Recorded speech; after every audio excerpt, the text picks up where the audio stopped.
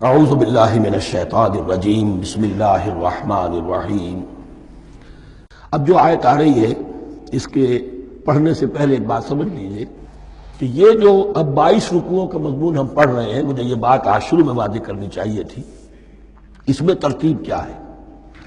میں پہلے عرض کر چکا ہوں کہ پہلے 18 رکوعوں کی تقسیم ورٹیکل کی ہے ہم نے، 18 کو 4 رکوع ادھر، 10 درمیان میں، پھر 4 ادھر۔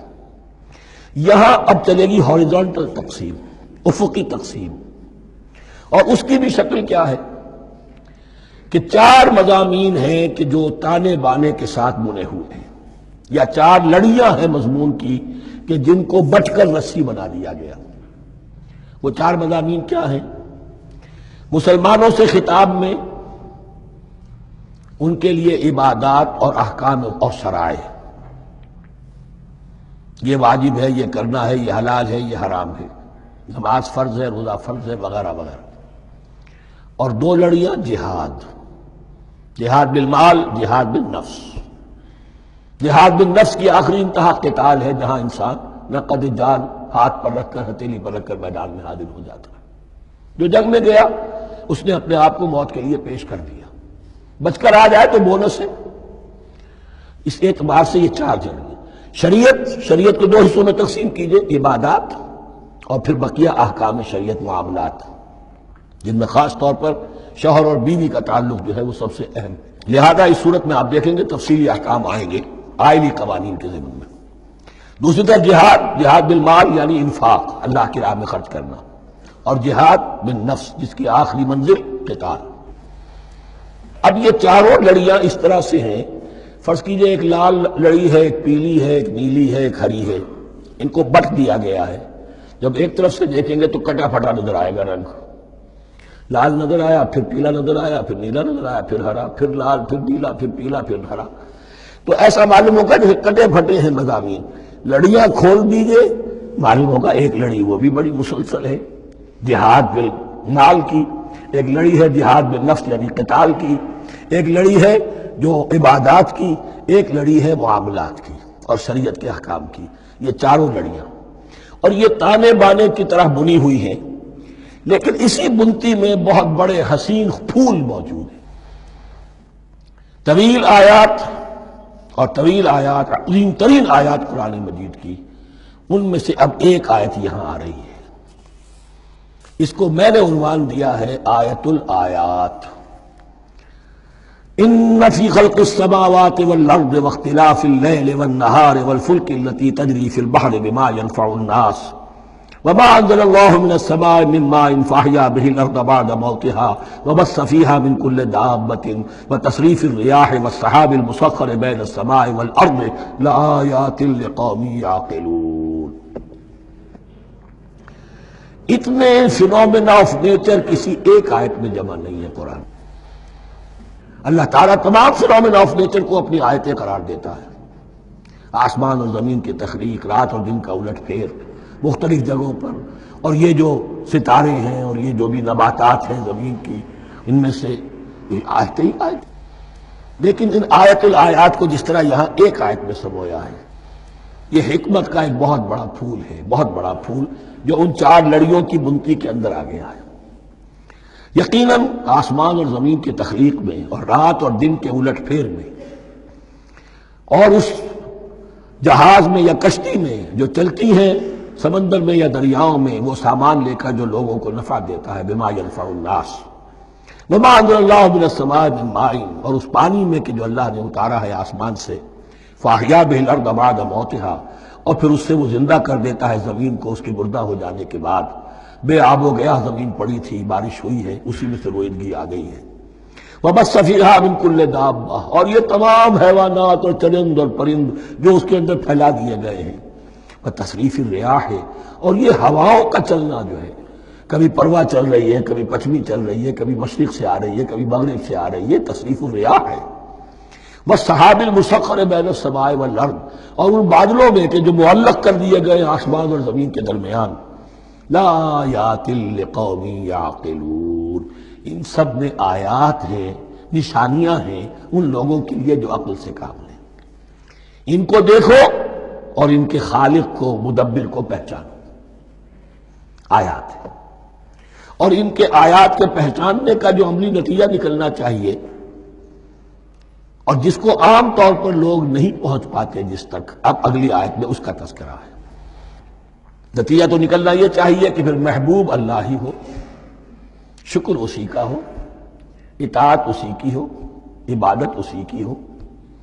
جب سورج میں کچھ نہیں، یہ تو اللہ نے اس کو بنایا ہے، یہ حرارت جو ہے اللہ نے دی ہے، چاند میں کچھ نہیں، ہوائیں چلانے والا کوئی وہی تو ہے، تو اب کسی شے کے لیے کوئی شکر نہیں، کسی شے کے لیے کوئی عبادت نہیں، کوئی ڈنڈوت نہیں، کوئی سجدہ نہیں، بلکہ صرف اللہ کے لیے، اور وہی مطلوب و مقصود بن جائے، وہی محبوب ہو۔ لا محبوب الا اللہ، لا مقصود الا اللہ، لا مطلوب الا اللہ۔ جن لوگوں کی یہاں تک رسائی نہیں ہو جاتی وہ لوگ کسی اور شے کو اپنا محبوب و مطلوب بنا کر اس کی پرستی شروع کر دیتے ہیں۔ خدا تک نہیں پہنچے، اپنے لفظی کو معبود بنا لیا، جو یہ کہے کر رہے، معبود تو ہو گیا۔ ارأیت من اتخذ الہہ ہواہ، اپنے قوم کو معبود بنا لیا، قوم کی برتری کے لیے اور قوم کی سربلندی کے لیے جانے بھی دے رہے، وطن کو معبود بنا لیا۔ اس حقیقت کو علامہ اقبال نے سمجھا ہے، اس دور کا سب سے بڑا بت وطن ہے۔ اس دور میں میں اور ہے، جام اور ہے، جم اور، ساقی نے بنا کی روش لطف و ستم اور، تہذیب کے آزر نے ترشوائے صنم اور، مسلم نے بھی تعمیر کیا اپنا حرم اور، ان تازہ خداؤں میں بڑا سب سے وطن ہے، جو پیرہن اس کا ہے وہ مذہب کا کفن ہے۔ نیشنلزم، ٹیریٹوریل، وطنی قومیت، وطن کی جے، یہ معبود بنائے بیٹھے۔ تو اب یہاں سنیے، وَمِنَ النَّاسِ، اور لوگوں میں سے کچھ ایسے بھی ہیں مَن يَتَّخِذُ مِن دُونِ اللَّهِ أَندَادًا، جو اللہ کو چھوڑ کر کچھ اور چیزوں کو اس کا مد مقابل بنا دیتے ہیں۔ وطن کو بنا لیا، قوم کو بنا لیا، ہیومنزم، انسانیت، نوع انسانی، ہم اس کے خدمتگار ہیں، ہم اس کی بہتری کے لیے کام کر رہے ہیں، یہ بھی ایک معبود بن گیا۔ اور سب سے گھٹیا انسان وہ ہے کہ اپنے ہی حسن کا دیوانہ بنا پھرتا ہوں، اپنا ہی نفس ہے، اسی کے گر چکر لگا رہا ہے، وہی حریم ہے اس کا، وہی حرم ہے اس کا، اور وہ طواف کر رہا ہے اپنے نفس کا، تو وہ بھی تو اس کا ایک معبود ہے۔ لوگوں میں سے وہ بھی ہیں کہ جو اللہ کو چھوڑ کر کسی اور چیز کو اس کا مد مقابل بنا دیتے ہیں، یحبونہم کحب اللہ، اور ان سے محبت کرنے لگتے ہیں جیسی کہ اللہ سے کرنی چاہیے۔ یہ فلسفہ ہے اصل میں، ہندی میں اسے آدرش کہتے ہیں، عربی میں نصب العین، انگلش میں آئیڈیل۔ ہر باشعور انسان کسی شے کو اپنا آئیڈیل بناتا ہے اور اس سے پھر محبت کرتا ہے، اس کے لیے جیتا ہے، اس کے لیے مرتا ہے، قربانیاں دیتا ہے، اثار کرتا ہے، قوم کے لیے قربانی، وطن کے لیے قربانی، فلاح کے لیے قربانی، خود اپنی ذات کے لیے قربانی۔ یحبونہ کحب اللہ، یہ سارے کام تو اللہ کے لیے کرنے کے تھے، جیو اللہ کے لیے، مرو اللہ کے لیے، محبت اس سے کرو۔ ان صلاتی و نسکی و محیای و مماتی للہ رب العالمین۔ تم نے اپنی یہ ساری نسبتیں کسی اور شے کے ساتھ وابستہ کر دی، تم نے اللہ کا مد مقابل تراش لیا۔ می تراشت فکر ما ہر دم خدا بندے دیگر، رست از یک بند تا افتاد در بندے دیگر۔ انسان معبود تراشتا رہتا ہے اپنے ذہن سے اور ان کے لیے محبت کرتا ہے، جانیں دیتا ہے، قربانیاں دیتا ہے۔ وَمِنَ النَّاسِ مَن يَتَّخِذُ مِن دُونِ اللَّهِ أَندَادًا يُحِبُّونَهُمْ كَحُبِّ اللَّهِ، یہ مضمون بھی سورہ حج میں زیادہ واضح ہوگا۔ وَالَّذِينَ آمَنُوا أَشَدُّ حُبًّا لِلَّهِ، پھر یہ لٹمس ٹیسٹ کا لفظ میری زبان پر آ رہا ہے، اور جو لوگ واقعتاً صاحب ایمان ہوتے ہیں ان کی شدید ترین محبت ہوتی ہے اللہ کے ساتھ۔ اگر یہ نہیں ہے، اگر یہ نہیں تو بابا پھر سب کہانیاں ہیں۔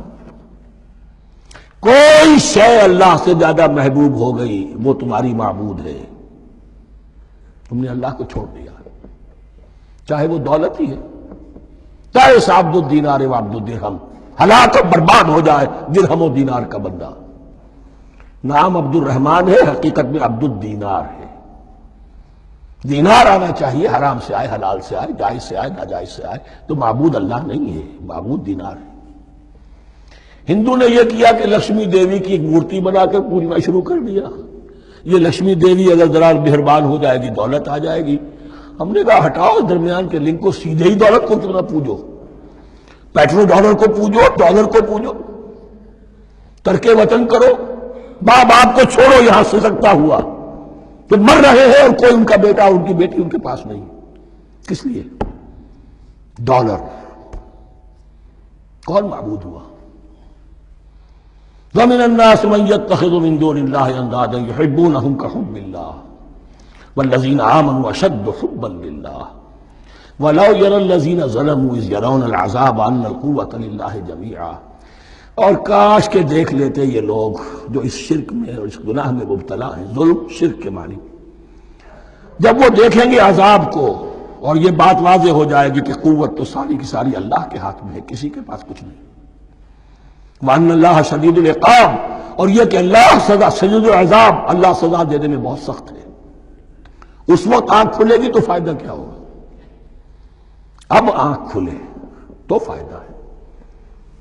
صدق اللہ العظیم۔